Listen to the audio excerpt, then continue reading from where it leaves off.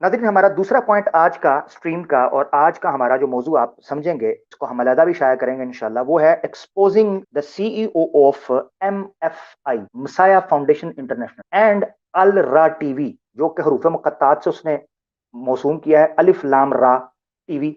यूनस अल गौहर, यूनस अल गौहर, जिसकी तस्वीर आपको थंबनेल पर नजर आ गई, और हमारे पिछले प्रोग्राम के अंदर हमने इसका थोड़ा तारुफ भी करवाया था, और हमने एपिसोड सेकंड ठग्स ऑफ खत्म नबूवत के अंदर मैंने बकायदा पेपर्स के जरिए दिखाया था कि जिस तरीके से मैंने इनकी बेगम का आपको स्क्रीन में दिखाया है, दोबारा मैं दिखाता हूं कि किस तरीके से उन्होंने कहा है कि हमारा इनके साथ कोई ताल्लुक नहीं है, इनके जो हकायक हैं वो इनके जाती हैं, इनका जो मामला था इनके जाती हैं, अंजुमन सरफरोशान इस्लाम का इनके साथ कोई ताल्लुक नहीं है। अब मैं आपके सामने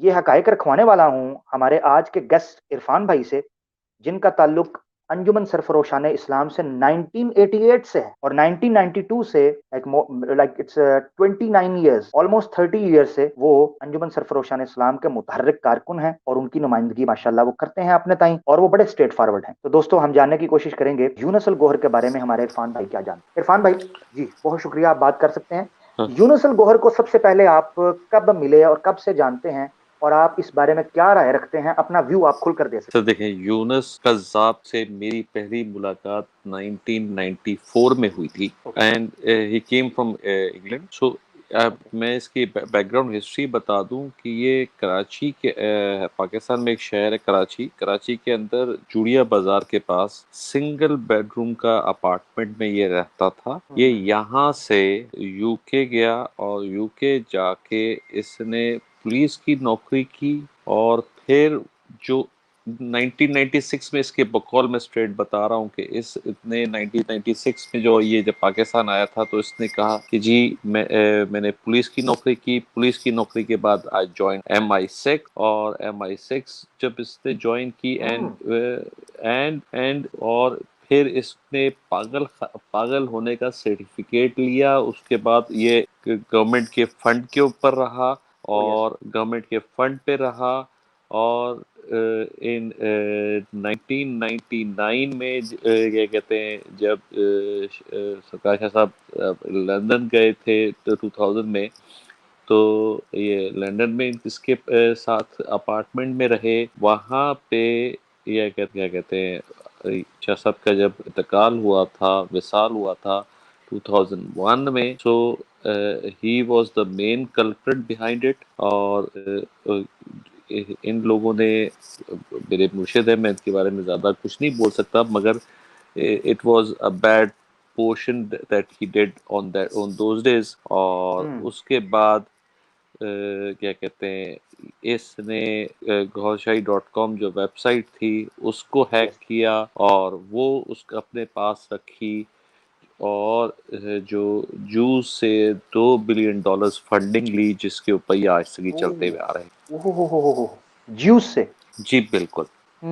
ठीक। नादरीन, इरफान भाई ने जो बात की है, मैं सिर्फ इरफान भाई से सिर्फ एक सवाल पूछता हूँ, उसके बाद बकायदा शवाहिद हैं, इरफान भाई ने मेरे साथ बहुत सी बातें शेयर की हैं जो मैं अभी आपको स्क्रीन पर दिखाऊंगा भी, उनमें से बहुत सी बातें, ठीक है ना, और मैं एक दो चीजें भी आपको रिकमेंड करूंगा जो कि जमात ने ही एक्सपोज किया, यानी अंजुमन सरफरोशान इस्लाम ने ही इसका कच्चा टटा खोला है। तो इसीलिए कहते हैं कि जो है ना, वो लोहा ही लोहे को काट, तो इन्होंने बकायदा उसको एक्सपोज करके बयान किया। सिर्फ एक सवाल पूछना है इरफान भाई, जैसा कि आप माशाल्लाह बड़े स्ट्रेट फॉरवर्ड है, तो मैं जानना चाहता हूँ, क्या अंजुमन सरफरोशान इस्लाम को लगता है कि यूनुस अल गौहर ने मिसगाइड किया है बाज मकामात के ऊपर रियाज अहमद गौहर शाही साहब, यूनुस अल गौहर ने, लगता है? सर मैं आपको एक रीज़न समझा देता हूँ कि ये जो आपने यूएस वाला भी केस की जिसके वो किया था, इसमें भी बेसिकली ऑन द बैक गौशाही साइन नहीं थे, ये यूनस था नंबर एक। हम्म। क्योंकि मैं आपको आपको एग्जांपल दे देता हूँ। अगर आप इंडो पाक को बेसिकली जानते हैं, हमारे यहाँ पे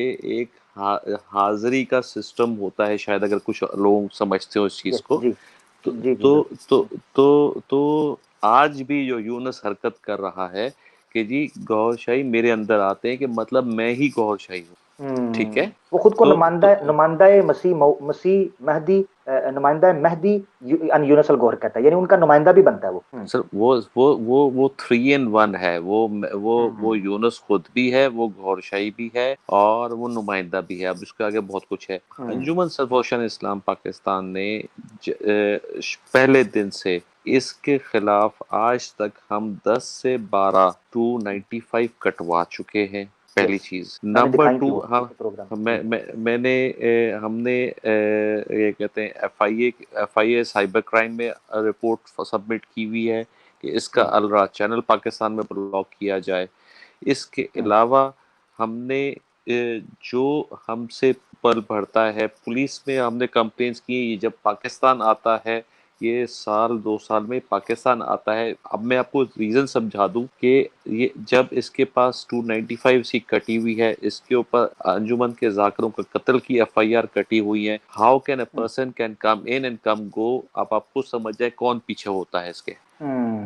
ठीक हो गया, वेरी गुड। अच्छा, जबरदस्त ये सवालात इन्होंने रखे हैं। मैं नाजरीन मेरे ख्याल से काफ़ी हद तक तो इन्होंने बयान कर दिया, तो मैं उस चीज़ को रहने देता हूँ, क्योंकि मैंने फिर क्वेश्चन आंसर के लिए उस चीज़ को ओपन करना है। देखें, इरफान भाई ने बड़ा खुलकर अंजुमन सरफरोशान इस्लाम का मौकफ आपको दे दिया है। यूनुसल गौहर के साथ कोई ताल्लुक नहीं है, फ्राडिया है, ड्रामेबाज है, नौसरबाजिया है, 420 है। और ये जो हुजूरी की बात की है, मैं यूनुसल गौहर को अभी तो मॉरली एक्सपोज करूंगा इसकी तालीमात के ऊपर, और इसकी जो कुफरियात और खुराफात और बकवासियात हैं और लघवियात हैं और फजूलियात हैं, ठीक है, और क्या उसको कहना चाहिए, मुहमलात और मुबहमात जो उसके हैं, इंशाल्लाह मैं उसको खोलकर बयान भी करूंगा कि जो सरी तौर पर कुरान और अहदीस के खिलाफ भी हैं। न सिर्फ ये, बल्कि तसव्वुफ के जो सलासिल चलते आ रहे हैं वो उनके खिलाफ भी है। मैं उसकी वीडियोस मैंने कुछ निकाली हैं। जी जी जी आमिर भाई, मैं तो ये कहूंगा कि देखिए, सलासिल तो के बाद अगर ही इज अगर मैं गाली देना चाहूँ ना, तो वो भी कम होगा कि अगर आप अल्लाह और रसूल के बारे में, आले बैत के बारे में अगर आप गालियों का लफ्ज इस्तेमाल कर लें, तो उसके बाद क्या बचता है? अच्छा, मुझे आज तक ये चीज़ समझ में नहीं आई कि अवाम जो, हम मुसलमान पाकिस्तान में भी कुछ लोग इसके मानने वाले हैं और पाकिस्तान से बाहर भी, मगर यार अल्लाह मुसलमान हो के अल्लाह और रसूल को गालियां कैसे बर्दाश्त की जा सकती है?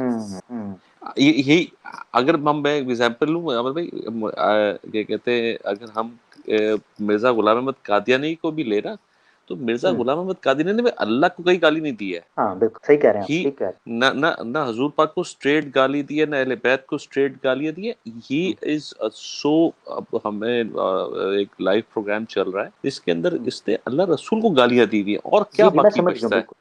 क्या बचता है बाकी? और मैं नाज़रीन बताता चलूं, इरफान भाई बिल्कुल ठीक कह रहे हैं। अंजुमन सरफरोशान इस्लाम पर जो मैंने पिछला प्रोग्राम किया था, उसमें मैंने आखिर में जो ला तल्लुकी के कुछ डॉक्यूमेंट्स है, उसमें मैंने कुछ तस्वीरें दिखाई थी, जिसमें कराची डिवीजन की जो अंजुमन है, इसी तरीके से हैदराबाद की है, वो बाकायदा जो है एहतजाज कर रहे हैं, वो लिख रहे हैं, ठीक है, कि ये यार इस पर 295 लगाओ, इस पर पाबंदी लगाओ, मेहंदी फाउंडेशन ये बंदे मार रही है, इन्होंने तारिक मार दिया, इन्होंने कई खवातीन पर हमला किया।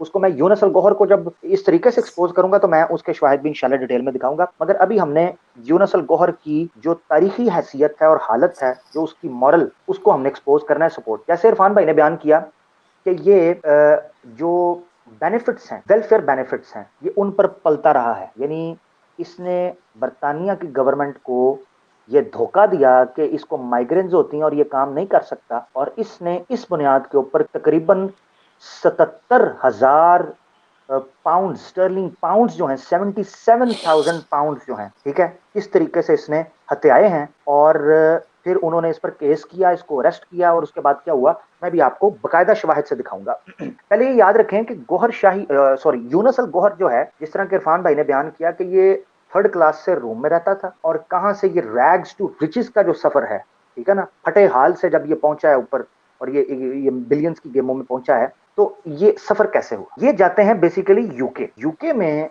ये एक औरत से शादी करते हैं। ये जो नेशनल हुआ है ना वहां, ये शादी की बुनियाद के ऊपर हुआ, क्या ना, और वहां जाकर इन्होंने अपना धंधा जो है वो स्टार्ट किया। इस पर मैं चंद आपको शवाहिद हिस्ट्री के एतबार से बताऊंगा, और इनकी इस वक्त भी यूके के अंदर इनकी जो डेट ऑफ बर्थ है वो मशकूक है। इनसे पूछें कि आपकी ओरिजिनल डेट ऑफ बर्थ क्या है और आपके डॉक्यूमेंट्स के ऊपर आपने क्या लिखवाया हुआ है, इनकी डेट ऑफ बर्थ भी नहीं पता। तो बड़ा ही एक ऑथेंटिक इदारा है, उसके आपको मैं रिपोर्ट पेश करता हूं। मैंने ये बड़ा डीप डिग करके निकाली है, और इसको आपने जरूर नजरअंदाज नहीं करना। देखें आपकी स्क्रीन के ऊपर जो कि इरफान भाई भी बयान कर, ये गार्डियन की रिपोर्ट है नवंबर 2013 की, ठीक है जी। 5th ऑफ नवंबर 2013 क्या लिखा है जी गार्डियन ने, self proclaimed mistake convicted of 77,000 pound sterling pounds benefit fraud. और पीछे देखें वो रियाद अहमद गौहर शाह साहब की तस्वीर और शबी, और नीचे लिखा हुआ है, अगर आप उसको जूम करेंगे तो नीचे तस्वीर के लिखा हुआ है सीईओ मेहदी फाउंडेशन। ये 2013 की रिपोर्ट है गार्डियन। इस बंदे ने क्या किया, 77,000 का चूना लगाया पाउंड्स का बरतानिया। लो जी ये रिपोर्ट आगे कहां चलती है,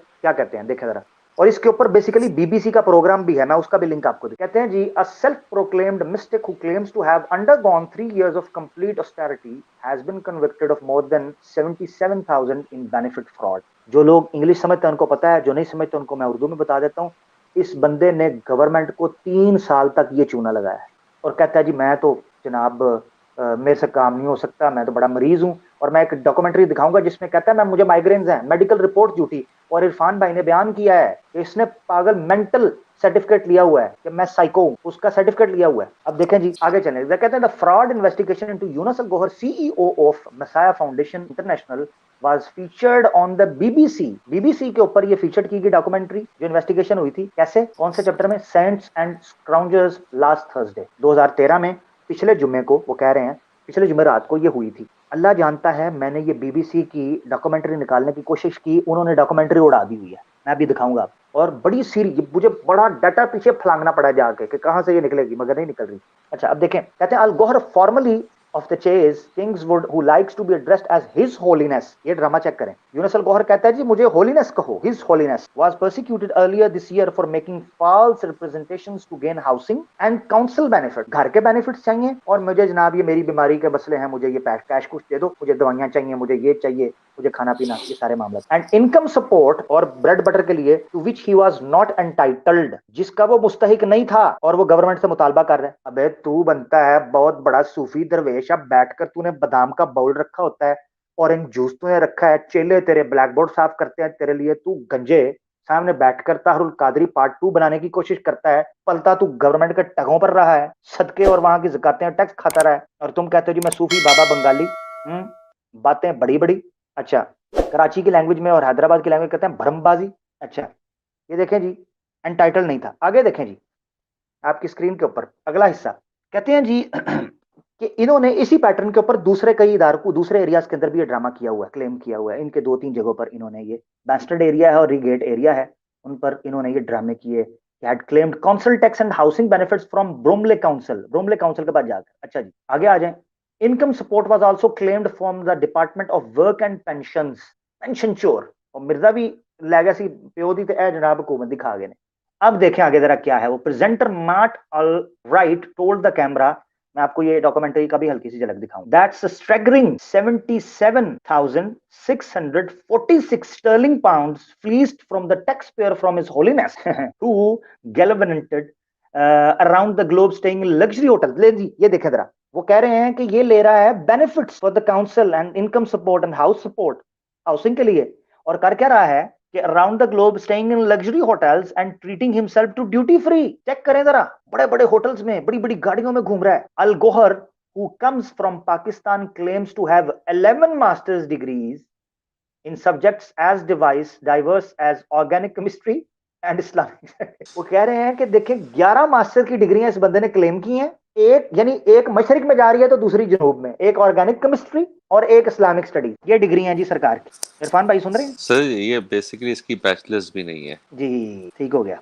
आगे और चलते हैं, इरफान भाई ने जी जी जी सर एक चीज जी ऐड जी कर दूं कि ये जो 5-6 लोग सामने बैठे होते हैं, हम्म इनमें से एक है कैप्टन अनवार, ठीक है, एक है हम्म, हाफिज नदीम, एक ये खुद है, और एक दो लोग और हैं। ये तीनों ये जो 3 मैंने लोगों के नाम लिए, ये तीनों कराची से बिलोंग करते हैं, हम्म, ठीक है। और ये दैट वाज द कल्ट। और मज़े की बात ये है, इनमें से एक नाम और है, वो अभी मेरे ज़हन से निकल रहा है, उसने पाकिस्तान में भी चंदे खा के पैसे खा के भागे हुए हैं। सो सो अच्छा तो बेसिकली जो झूठ और फ्रॉड है, अगर वो किसी के अंदर मौजूद होता है, वो कहीं नहीं जाता। सबसे पहली बात, और मजेदार चीज क्या है कि जो एमएफआई तंजीम है, आज भी ये लोग क्या कहते हैं, ये नहीं बताते कि ये it was a joint venture. एक था बैरिस्टर जफर एंड यूनुस अल गौर साहब, उसके ऊपर इन्होंने दोनों का जॉइंट वेंचर, क्योंकि जॉइंट प्रोजेक्ट था कि पैसे कमाएंगे, और वहां से यूनुस ने बैरिस्टर जफर को किक आउट करके ये एम्पायर अपने पास कर ली। ठीक हो गया। अच्छा, अब मैं मुख्तसर सा लेकर चलूंगा। इरफान भाई ने ये बता दिया आपको कि ये किस तरीके से प्लान बना था, और ये बात इरफान भाई की ठीक है, मुसद्दका है, और इस पर ही बीबीसी ने डॉक्यूमेंट्री बनाई, और गार्डियन का अगला जो मैं पेपर पढ़ने लगा हूं वो यही बात कर रहे हैं। आप देखिएगा वो क्या कहते हैं। कहते हैं जी, however even Al Gohar's date of birth is unclear. The website says he was born on June 16, 1970, but during the legal case he claimed he was born in June 1968। वो जैसे मिर्जा साहब है ना, मिर्जा साहब किताबुल बरिया में लिखते हैं कि मेरी उम्र 1839 है या 1840 है। अच्छा जी, तो ये जी अपनी वेबसाइट पे दी हुई है जून 16 1970, और लीगल केस जो है he claimed he was born in June 1968। अपने आप को बुजुर्ग बयान किया हुआ, बड़ा बयान किया हुआ। अच्छा, having originally protested his innocence, Al Gore pleaded guilty in June at Guildford Crown Court to 11 of 12 charges of dishonesty under the Social Security Administration Act 1992। अच्छा, गिल्टी किया गया है, वो गिल्टी, उसने उसको अदालत ने गिल्टी करार दिया है 11 केसेस में, जिसमें से 12 उस पर हैं, और सारे ही धोखे के। 400 बीसिया, यानी नंबर 1 400 बीसिया है ये, ठीक है जी। अच्छा, उनके एक्ट के मुताबिक।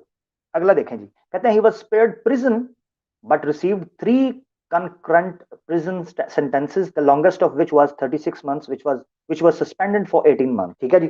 कहते हैं कि ठीक है, उसको छोड़ा गया, जैसे बेल हो जाती है, कुछ होते हैं क्राइम इस तरह के, मगर जिस जारी बात है, आप किसी बंदे के होते तो काम लंबा डलता आप तो, या फिर आप इस तरह के लोगों के पीछे फिर चीजें भी होती हैं, तो वो 36 महीने की भी इसको सजा सुनाएगी, लाइक मोर देन 2 years, और करीबन। He was ordered to complete 240 hours of community service and pay 6,000 pound sterling. इसको कहा तूने काम करना है अब, ठीक है ना, काम कर इतने घंटे, और $6,000 जो 6,000 पाउंड जो है वो तुमने पे कर। अब देखें, अब ये है वो सारी गेम जो इरफान भाई आपको बयान कर रहे थे कि ये कल्ट और माफिया किस तरीके से काम कर। इसने वो पैसे जो गवर्नमेंट के देने थे फ्रॉड के, जब इस पर चार्ज हुआ कि वो पैसे गवर्नमेंट को वापस करो, तो इसने वो कहां से दिए? अपने पर्सनल इस्तेमाल में थे, मगर दिए कहां से? The 77,646 sterling pounds was repaid in full by Messiah Foundation International, who were not implicated in his fraud in any way, जिसका तो कोई कसूर भी नहीं था। ऑन हिज बिहाफ, अपने जुर्म के पैसे लोगों के चंदे से दिए, लोगों के फंड से, जो तू खुद ड्रामे करता रहा 3 साल तक। पहले ये है इसकी औकात।